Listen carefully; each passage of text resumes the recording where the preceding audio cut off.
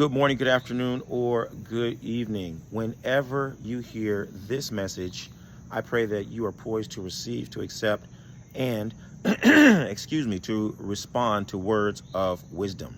Ashe. So today I want to share a brief lesson with you on the art and the science, and most importantly, the practice of prayer, which we call Iwure in Yoruba. Iwure literally means to excavate blessings. And I love that because it begs the question of, where are we excavating blessings from? Are we excavating the blessings from the heavenly realm? Or are we excavating the blessings from within our own soul? Where are these blessings coming from? Right? And I like that concept, and where it sends me in my mind, because I have a little experience in sustainability, environmental sustainability. And I've forgotten the numbers, but you can look it up. How many tons of soil do you have to excavate to be able to get a single diamond? How many tons of soil do you have to excavate to get just, 5 ounces of gold? And then you can go through all the different precious minerals: uranium, plutonium, cadmium, cobalt, whatever the case may be. How many tons of soil do you have to excavate before you get what you're looking for, right? And from a sustainability perspective, this is important because it's multiple tons. It's many tons. It's like a ton of soil that you have to excavate to get a single diamond, right? Which is extremely disruptive to the earth. If you think about, look at all these beautiful trees. Think about people, if there's diamonds or there's gold or any other kind of precious mineral under the ground, they gotta level all these trees. You're gonna have to destroy all the habitat. We know that only a foot of the soil is actually arable. I mean, you can grow things on it, right? So that means you're totally destroying that layer of topsoil. Super important. The fall of empires, they talk about the corruption of governments and stuff like that, but the fall of empires is associated with destruction of topsoil also. You think about when you go back to like the big dust clouds and that have covered the different parts of the world. We had the Dust Bowl here in the United States. It was in China, and there are various places. I don't want to go off on a tangent, but topsoil, we don't think too much about it, but topsoil is not that much. It's like only a foot. But once you disrupt it, hey, you've destroyed your ability to grow anything on that land for a long time. So what I'm trying to convey to you is that excavation is not willy-nilly. You got to do it in a very specific way. You got to be very precise. And you think about, if you're excavating blessings from within your own soil and within your own soul, it is like the soil. You got to be very specific. You got to be very deliberate and very precise. Where are you digging for your blessings? Right? Now, what that means is, when you are praying for yourself, you may have 100 concerns. You may have 100 wants and desires. But I know this from my own experience, that in the beginning of my practice, I would pray for all 100 things. My prayers would be, all over, be super broad, super shallow. They cast Ifa for me, or I throw my Obi, and I can't make any sense of the response. What is Ifa talking about? What is Ogun talking about? What is Obatala talking about? I don't know, because I ask 100 things.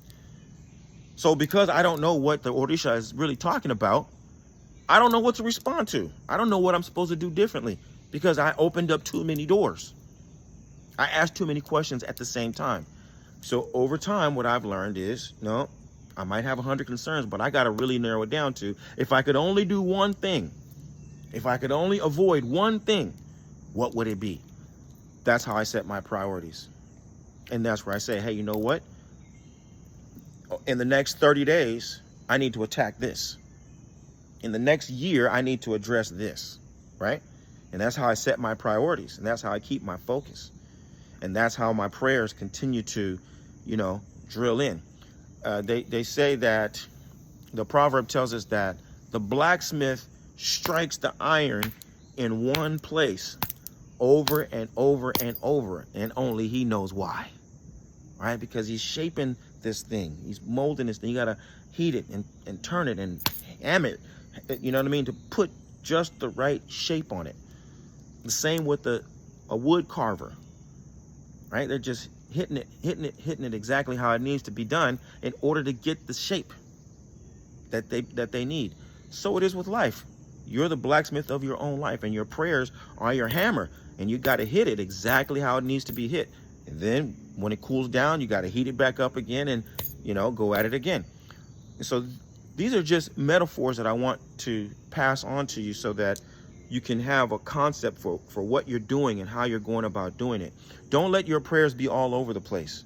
Don't be praying for 100 things at a time, because our tradition is built upon not only meditation and prayer, but it has the added bonus of divination. And so once you have meditated and once you have prayed, then you're going to cast your Obi, you're going to cast Ifa. And when Ifa speaks, you're not just trying to get an encyclopedia of data.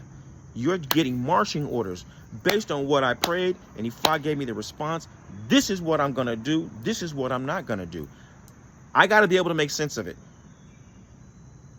So narrow your focus. Be precise. Be exact. Learn to prioritize. It's going to be okay. All of those other concerns will take care of themselves in due time. But you need to start at the beginning. You need to have the capacity to know where to start. What do I do next? And then once that's done, what do I do after that? And once that's done, what do I do after that? Right? And so this is how you learn to not only excavate your blessings, but also be like the blacksmith of your own destiny, and do the little things bit by bit that are going to shape and mold your destiny into a masterpiece. Now, when I'm praying for the community, it's a little bit different. We're there, and there are 50 people, there's 60 people. So based on what I know about all the people in my community, I know some people have money problems. Some people have health problems. Some people have relationship problems. Some people have problems with their job. Some people are having legal problems. So I'm covering the basis of all of those different variables because I know what's happening with my people. I will go on a little bit longer then. I will cover more bases then, right? I'm also taking into consideration that this particular Odu is governing our community in this Itadogun cycle. So I am reminding myself of what Ifa has said for us. I'm thinking about the orientation of the Odu and the manifestation of the blessing or the obstacle. And so I'm praying to address those realities according to what Ifa has said. So yeah, that plus what I know about the people, I may go on a little longer. Okay, I may bring in more variables. There may be more proverbs. There may be more songs. There may be more stories, because I need to address all the possibilities of what people are anticipating and experiencing in this moment. But when I'm praying for myself, it's very different. So I need you to make the distinction. When you're making prayers, be specific, be precise, prioritize according to the occasion and what you're trying to address. Don't just be digging everywhere and open up every possible doorway because you want to sound adept, right? Prayer is not a performance, right? Where you're on the block and you're freestyling and you're just trying to, like ad lib and improvise, and that's not what prayer is all about, right? Prayer is about excavating blessings. It's about solving problems. It's about healing. The last thing I want to leave you with is a little assignment, right? From a psychological perspective, I want you to go to a scholarly publication like Psychology Today and do a search on prayer. What happens in your brain when you pray? What is stimulated in your brain when you pray? What kinds of hormones are released in your chemistry when you stimulate certain segments of your mind, of your brain, when you pray? Okay? All this is super important for the leaders. So if you're someone who really understands the importance of prayer in the process of healing your life and healing the lives of those who you're destined to serve, and you want to take it to the next level, visit me at obafemio.com or orishalifestyle.com. look for enrollment opportunities in the School of Orisha Studies, and let's start working together to help you to bring about the good condition for yourself, for your family, for your community. I look forward to working with you. Bye for now. Odabo.